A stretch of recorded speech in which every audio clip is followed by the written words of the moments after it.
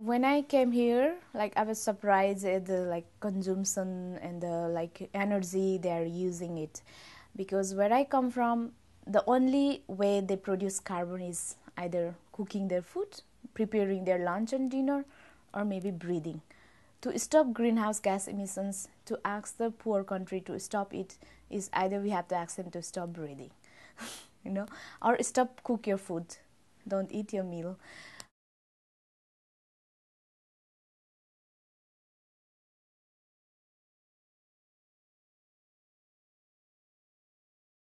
When I got the email actually that I was selected from the for the panel to speak in Voices from Climate Frontlines, I actually didn't have at that time I was in a small village working with my community, research community, where there is no electricity, no communication, and had to walk for at least like 2 days to reach there.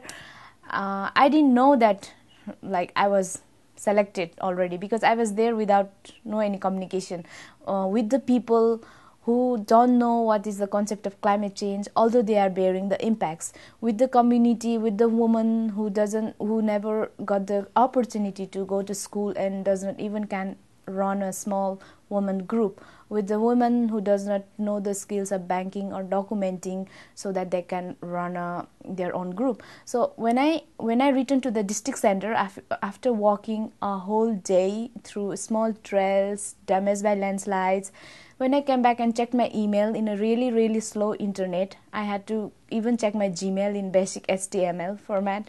And then when I said like I was selected, I could not believe it. So when I got that chance to really share the story from the ground, I had a feeling like this was the first time the big people in the UN, in the policy making level, are hearing the real story as directly, personally, face to face from the people from the ground. We were able to say what is the real condition, what is the reality people and community have to deal due to climate change in the remote excluded regions or in the least developed poor countries.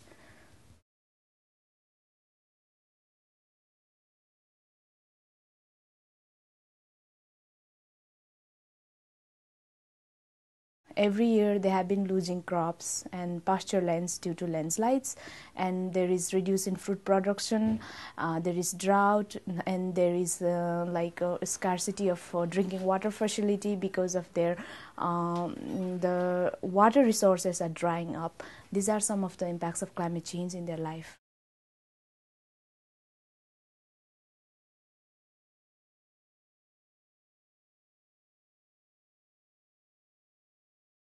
My organization, Mughal Indigenous Women Upliftment Institute, is one of the member of Asia Pacific Forum on Women Law and Development. APWLD is our organization based in Thailand, which works with all the countries in the Asia Pacific, in South Asia. So through their climate justice project, they are trying to help the women in the grassroots. So women are the ones tending crops, planting it, and irrigating it, carrying, fetching water, carrying from the tap, and watering the plants. They hardly get any break. They work as long as like 9 months, a whole month. They are always working in the field. So they are at the front lines of climate change. If the crops failed, it's their responsibility to search for other options to how to feed the family. If the crops are not like growing properly, they are the ones to walk as far as like 1 hour or 2 hours to fetch the water and to like water the plants. They are the ones to save the seeds and grains. So it is very important to document the experiences of women in terms of addressing climate change. If we are bringing solutions, climate solutions to them, it becomes very important to note that those climate solutions has to be uh, designed in such a way that women in the community can themselves run it.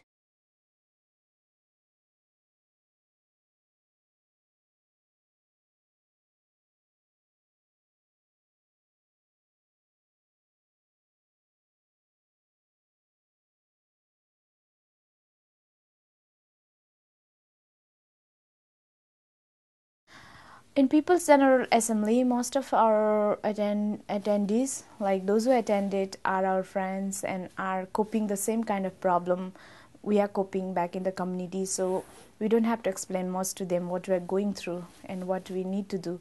But in place like UN, where there are so many experts, dominated by experts and policymakers who are high level, it's kind of hard to give them message. We have to explain more, not only explain the problem but also give the background of the problem, how it came. So the places like UN requires more time, I think, to understand the problem, but sadly they don't give the enough time to understand the problem. But in PGA, even if there is short time, we can have a similarity and we have a solidarity amongst us, and we can share our experience. Even in short time we can understand each other. That is the difference, I think.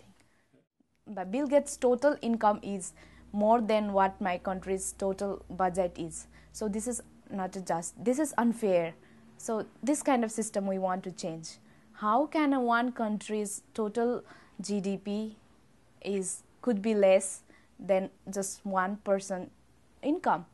This is the system change we want, not the climate change. If this system changes, then everyone can have equal access to resources. Then it will be also helpful to fight the climate change and other global problems.